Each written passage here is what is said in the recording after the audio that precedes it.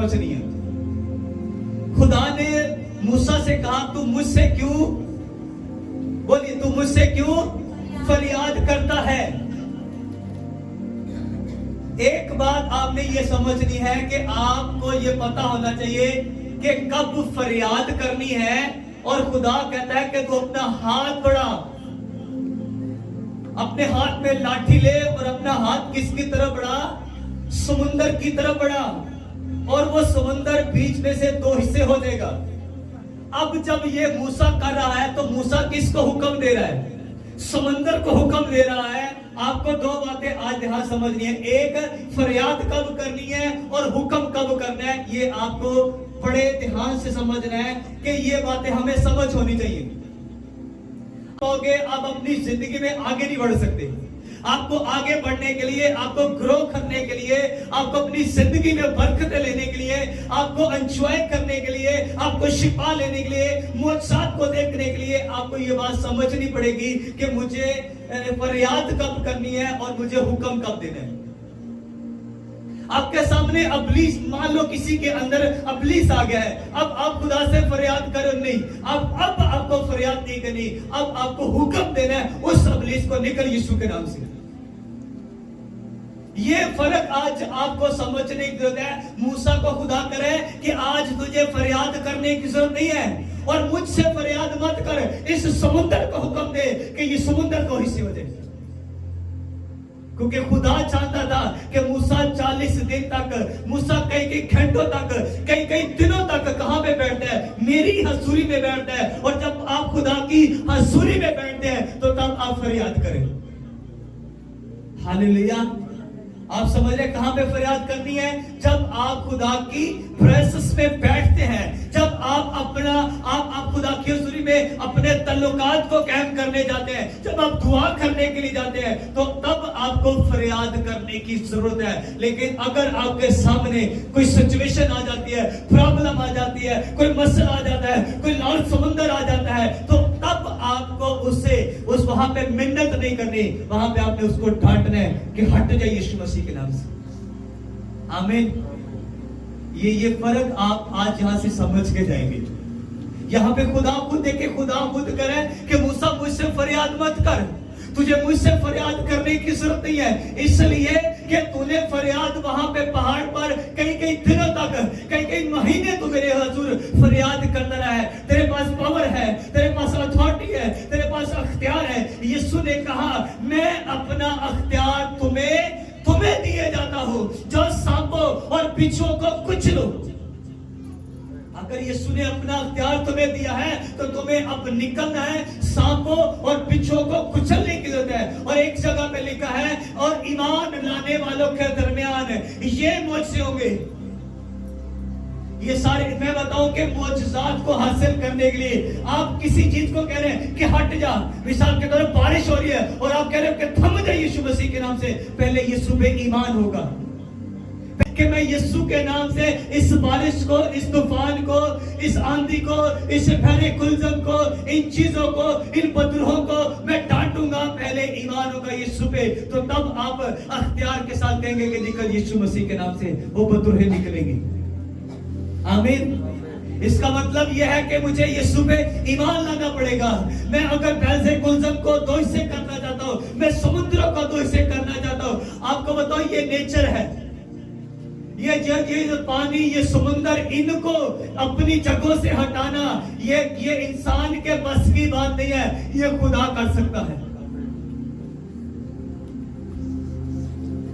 ये सिर्फ खुदा कर सकता है। और खुदा अपने लोगों को कह रहा है, खुदा बनी इस्राएल में से खुदा ने मूसा को कहा, खुदा ने हजरत मूसा को, अगर मूसा इसे हुक्म दे, इस प्यारे कुलजम को हुक्म दे, ये प्यारे कुलजम दो हिस्से हो जाएगा और तुम खुश्क जमीन में से गुजरोगे।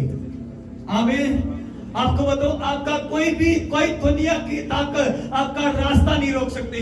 कोई गुलजम, कोई प्यारे गुलजम, कोई समुद्र, कोई दुनिया की ताकत आपका रास्ता नहीं रोक सकती, अगर आपका ईमान यहोवा खुदा के ऊपर है। आमीन। दुनिया में किसी के पास कोई पावर नहीं है, किसी के पास कोई ताकत नहीं है कि आपके रास्तों को रोक सके। जब भी आपने रास्ता रोकना है ना, आपने खुद ही अपना रास्ता रोक रहे हैं। इसलिए आपको चाहिए कि आप जब भी लाइफ को जी रहे हैं, आज आपको क्या बोलना है, कल आपको क्या बोलना है, आप नौकरी पर है तब आपको क्या बोलना है, आप अपने बिजनेस पर है तब आपको क्या बोलना है, आप बीमार हैं तब आपको क्या बोलना है, ये सारा हमें पता होना चाहिए। एक शख्स बीमार है, मिसाल के तौर पर उसे बहुत बड़ी बीमारी है, इतनी बड़ी बीमारी कि बंदा बेड के ऊपर है, वो चल नहीं सकता, और हर कोई आता है, हाय अब क्या होगा, इसके बच्चों का क्या होगा, लोग हाय हाय करके उसे यही कहते रहेंगे। और उस बीमार को ये कहने की जरूरत है कि यीशु के मार खाने से मैंने शिफा पाई, ये बीमार के मुंह से निकलना चाहिए। और मैं बताऊं कि कुछ दिनों के बाद, कुछ महीनों के बाद, कुछ घंटों के बाद वो बीमारी छाती रहेगी, क्योंकि वो ईमान से, लोग जो कुछ भी कहते रहते हैं, लोगों की मत सोचो, लोग कुछ भी कहेंगे, हो सकता है आपके रिलेटिव आके कहे इतनी बड़ी बीमारी, अब क्या होगा, अब इसका क्या होगा, इसके काम का क्या होगा, इसके बच्चों का क्या होगा, इसकी बीवी का क्या होगा, तुम्हारा क्या होगा, तुम कहोगे अब मैंने उसके मार खाने से मैंने शिफा पाई, तुम शिफा पाओगे, तुम निजात पाओगे, तुम खड़े भी हो जाओगे, और तुम अपने बच्चों को, अपनी बीवी, अपने आप को, सबको संभालोगे। आमीन। आपको ये सब कुछ आपको मालूम होना चाहिए कि कब सिचुएशन क्या है। अगर बीमारी नहीं जा रही, उस बीमारी के ऊपर हाथ रखो, उस बीमारी को कहो निकल जाए यीशु मसीह के नाम से। और जब आप बार बार लगातार कहते रहोगे, मैं बताऊं बीमारी ऑटोमेटिकली बीमारी मजबूर हो जाएगी कि ये मैं तो इसको लगातार मजबूर कर रही हूँ, मैं तो लगातार इसे तंग कर रही हूँ। प्रॉब्लम, मसले, मसाइल आपको तंग करें, लेकिन आप उन मसलों को, उन बीमारियों कह रहे हो कि यीशु के नाम से निकल, यीशु के नाम से निकल, वो बीमारी जाएगी यीशु के नाम से। आमीन। वो बीमारी, वो मसले, वो मसाइल, वो सब कुछ जाएगा, क्योंकि आपने सीख लिया है कि मैंने इसको डांटना है, मैंने इसे कमांड करनी है, मैंने इसे हुक्म देना है। आपको फरियाद कब करनी है ये भी समझ लें। मैं ये नहीं कह रहा कि फरियाद करनी है। फरियाद मूसा कहां पे फरियाद करा खुद। अब देखे मूसा के सामने प्रॉब्लम थी, मसला था, बनी इस्राएल कौम के सामने एक मसला था। खुदा करे यहाँ पे फरियाद नहीं, यहाँ पे हुक्म करना है। और मूसा जब पहाड़ पे जाता था तो वहां पे 1 दिन, 2 दिन, 40 दिन, फिर 40 दिन, मूसा कई दिनों खुदा की हुजूरी में बैठा रहता था। ये क्या हो रही है? फरियाद हो रही है, यहाँ पे मिन्नत हो रही है, यहाँ पे तरला हो रहा है। आपको अपने हालात को देखना है कि कब आपको तरला करना है और कब आपको बताओ, आप अपने घर का लिखे, जब तू दुआ करे तो अपनी कोठरी में जा और दरवाजा बंद कर, ताकि तेरा बाप जो पोशीदगी में तुझे देखता है, जब तू पोशीदगी में प्रेयर करेगा तो तेरा बाप उसका अजर देगा। और वहां पे जाके जितना मर्जी तरला कर ले, जो हो सकता है वो कर ले। वहां पे जाके आप रो के चिल्ला के गए कि खुदावंद मुझ पे रहम कर। वहां पे जितना मर्जी आसमानी बात का तरला मिन्नत करे। जब रूम से निकले, जब अपनी उस प्रेयर अपने मसवा से उठे, क्योंकि हर किसी के पास रूम अलग नहीं है, किसी के पास सिर्फ एक ही रूम है, वही रूम है, वो उसी रूम में वो सोते हैं, उसी रूम में बैठना, सारे काम उसी रूम में है, तो प्रेयर भी उसी रूम में है, तो फिर वो दूसरे रूम में नहीं जा सकता। वो उसी वहीं पे जब उठ जाए उस अपने मजबा से, तो फिर कमांड करना शुरू कर दे कि निकल जा बीमारी, तुझे यीशु के नाम से हुक्म देता हूं कि निकल, तेरा तो यहाँ पे कोई काम नहीं है। आमीन। अब समझ रहे हैं? अब समझ रहे हैं कहां पे फरियाद है और कहां पे हुक्म है? अगर आप इन बातों को समझ गए तो मैं बताऊं, आप में से एक भी बीमार नहीं रहेगा, एक भी बीमार नहीं रहेगा, एक भी कमजोर नहीं रहेगा। मेरे साथ निकालिए मुकद्दस लूका उसका 8 बाब,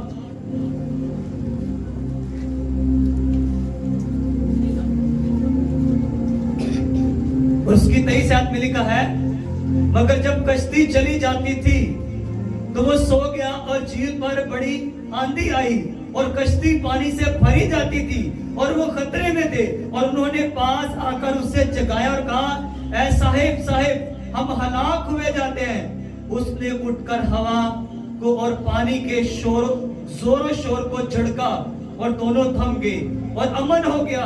उसने उनसे कहा तुम्हारा ईमान कहाँ गया? वो डर गए और तो चुप करके आपस में कहने लगे ये कौन है?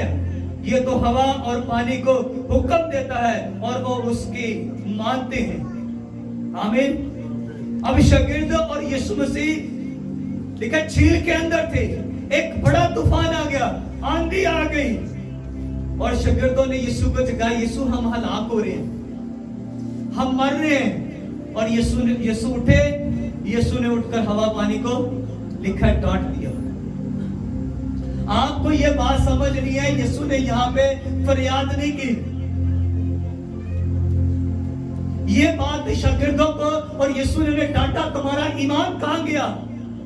शिफा लेने के लिए पहले तो ईमान होना चाहिए और किसी चीज को कमांड करने के लिए फिर उससे भी बड़ा ईमान होना चाहिए। देखिए शागिर्दों को, जो शागिर्द देख रहा है कि यीशु मुर्दे जिंदा कर रहा है, यीशु कोड़ियों को, अब शागिर्द का ईमान इतना बड़ा हो जाना चाहिए कि शागिर्दों को कहना चाहिए कि निकल यीशु के नाम से। लेकिन शागिर्द डर रहे हैं, क्या हो गया? बदरूही आ गई है। पर वो भूल गए थे कि मूसा के टाइम में पानी ने हुक्म माना था। वो ये भूल गए थे कि यशायाह नबी के टाइम में सूरज 10 दर्जे पीछे चला गया था। उन्हें ये सब कुछ भूल चुके थे। हिजकिय्याह की दुआ, हिजकिय्याह दुआ करे और नबी आके उसके पास कहता है कि तेरी दुआ सुन ली गई है, तेरी 15 साल उम्र बढ़ा दी गई। कहता मैं कैसे मान लूं? कहता मैं कैसे मान लूं 15 साल उम्र बढ़ गई है? कहता है सूरज 10 दर्जे या आगे चला जाएगा या पीछे? कहता है आगे तो जाता ही है भाई, पीछे करके दिखा इसको। सूरज 10 दर्जे, कलाम में लिखा जितना सूरज निकला था उतना सूरज पीछे चला गया। खुदा के लोग जब कमांड करते ना, मैं बताऊं कि सूरज क्या, हर दुनिया की चीज आगे पीछे हो जाती है। आमीन। मैं बताऊं कि खुदा के लोग हुक्म करे सही चीजें, मैं बताऊं कि इधर चीजों को वक्त पड़ जाता है, ये आगे पीछे होना शुरू हो जाती है। प्रॉब्लम आपकी खत्म हो जाती है, फिर प्रॉब्लम चीजों की हो जाती है। बदरूहों को वक्त पड़ जाता है। आमीन। आपको पहाड़ों को आप अपनी जगह से हटाने के लिए, समुद्रों को दोइसे करने के लिए, लेकिन सूरज अपनी जगह से हिल गया था, लेकिन समुद्र अपनी जगह से हिल गए, तूफान रुक गए। कब? पहले फार्मूला लगाओ, और फार्मूला क्या है? प्रेम। पहले खुदा की हुजूरी में फरियाद करना, मिन्नत करना सीखो, और जो ही मिन्नत करके वापस आओगे तो फार्मूला लग चुका है। जो ही कमांड करोगे चीजें ऑटोमेटिकली ठीक होना शुरू हो जाएंगी। आमीन। बदरूहें भी निकलेंगी, वबाएं भी जाएंगी, बीमारियां भी जाएंगी, हर तरह की प्रॉब्लम आपकी लाइफ से क्या, आपके मोहल्ले वाले भी ब्लेस होंगे। आमीन। पता नहीं किधर किधर से लोग आते हैं और लोग शिफा पाके जाते हैं। आमीन। अपने घर वालों को, अपने रिलेटिव को, अपने इर्द गिर्द के लोगों को क्या करना है? जगाना है, फिर उन्हें साथ लेना है। खुदा की हुजूरी में क्या करनी है? फरियाद करनी है। ये आपका फार्मूला है बरकत पाने का, शिफा पाने का। और जब फरियाद करना सीखेंगे और जब बाहर निकले फिर कमांड करना शुरू कर दे चीजों को। आमीन। खुद फिर कमांड करना शुरू कर दे। 1 घंटा दुआ करके निकले। मैं बताऊं, जिस दिन आपने 2 घंटे दुआ कर ली, आपकी फीलिंग अलग होगी।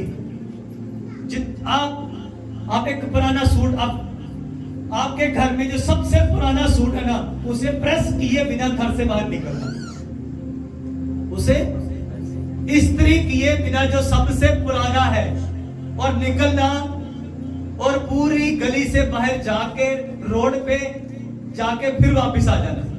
और अब सबसे जो नया सूट है उसको प्रेस करना और फिर रोड पे जाना और आके फिर मुझे कॉल करना। दोनों में क्या फर्क था? आप भी वही हो।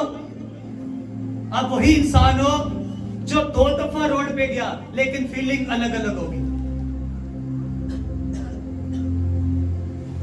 अलग होगी या नहीं होगी? फीलिंग अलग होगी, क्योंकि आप जब पुराना सूट पहन के गए थे, प्रेस नहीं किया था, आपको फीलिंग अलग आएगी। जो ही हम नया सूट डालते हैं तो हम ना ऐसे थोड़ा ऐसे ऊपर होना शुरू हो जाते हैं, और ऐसे भी होना शुरू हो जाते हैं। इधर भी हो जाते हैं, इधर भी हो जाते हैं, और थोड़ा सा आगे की तरफ भी हो जाते हैं। हमारी जो फीलिंग होती है ना वो अजीब सी होती है। ये इंसानी एक नेचर है कि इंसान जब नया सूट पहनता है तो उसे बड़ा अच्छा लगता है। जब वो पुराना सूट पहन के आता है, पुराना ही सूट पाया, किसी को दसदा भी नहीं होता। जब मैं आपको बताना चाहता हूं कि जब आप प्रेयर नहीं करते, जब आप प्रेयर के साथ होते हैं और बड़ी तैयारी के साथ होते हैं और लंबी लंबी प्रेयर्स के साथ होते हैं, तो फिर आपके अंदर एक फीलिंग होती है कि नहीं, मैं तैयारी के साथ हूं, मैं डांटूंगा इस बीमारी को, मैं डांटूंगा इस प्रॉब्लम को। आपकी प्रेयर जब प्रेयर से भरे होते हैं, जब आग से भरे होते हैं ना, फिर आप बड़े दलेर होते हैं। और फिर कुछ भी सामने आ जाए, फिर आप कहते हैं कि निकल यीशु मसीह के नाम से, मैं तुझे हुक्म देती हूँ, मैं तुझे हुक्म देता हूँ। फिर आप इस तरह से दुआएं करना शुरू कर देते हैं और फिर आप कमांड करते हैं, निकल निकल, फिर जोर जोर से चिल्लाते हैं। तब पता है 2 घंटे दुआ ला के आए। आमीन। आपको तसल्ली होती है कि मैं 4 घंटे, मैं 6 घंटे, 10 घंटे, 8 घंटे मैंने खुदा की हजूरी में गुजारा हुआ है। मुझे पता है कि अब खुदा मेरे, आमीन, हालेलुया। आपको बताओ, हम इन सारी प्रॉब्लम से निकल चुके हैं, हम इन चीजों से गुजरे हैं। इसलिए आपको बताओ, जिस दिन आप प्रेयर नहीं करते, खाली खाली होते हो। प्रेयर करना शुरू कर दो, आज से घर जाओ और दुआएं करना शुरू कर दो, आपको भरा भरा महसूस होगा। आमीन। खाली खाली सारा खत्म हो जाएगा। ये जो आपको खाली खाली महसूस होता है ना, वर्शिप के दौरान, प्रेयर के दौरान, घर से बाहर निकलने के दौरान, कारोबार के, जॉब के दौरान, ये सारा खाली खाली खत्म हो जाएगा। प्रेयर करो, देखिए भरा भरा महसूस होगा। आमीन। कलाम लिखे तो अपने मुंह को खोल तो से समझ खुद ही। वो कह रहा तू मुंह खोल, मैं भर दूंगा। आपको भारी भारी महसूस होगा। आपको ये जो हल्का हल्का लगता है, खाली खाली, जब बंदा खाली होता है ना तो उसका कोई वजन नहीं होता। लोग कहते हैं यार तेरी बात का कोई वजन नहीं है, प्रेयर नहीं करते इसलिए आपकी बात का कोई वजन है।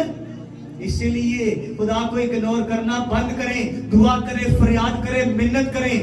और जब मिन्नत करके बाहर निकले मजबा से, तो फिर हुक्म देना शुरू कर दे चीजों को, पुलिस को, बीमारियों को, प्रॉब्लम को, गरीबी को, चीजों को ढांटे, निकल जाओ हमारे घर से। आप तैयारी करें, आप प्रेयर करें, खुदा आपके बच्चों को सुधारेगा। आमीन, हालेलुया, आमीन।